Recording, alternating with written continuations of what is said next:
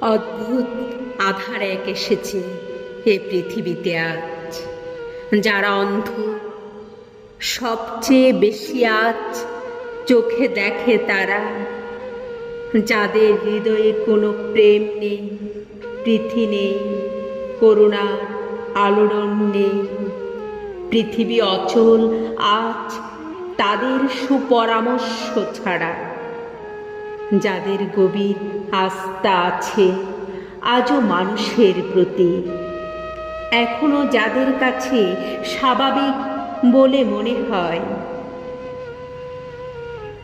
মহৎ সত্য বা রীতি কিংবা শিল্প অথবা সাধনা, শকুন শেয়ালের খাদ্য আজ তাদের হৃদয়।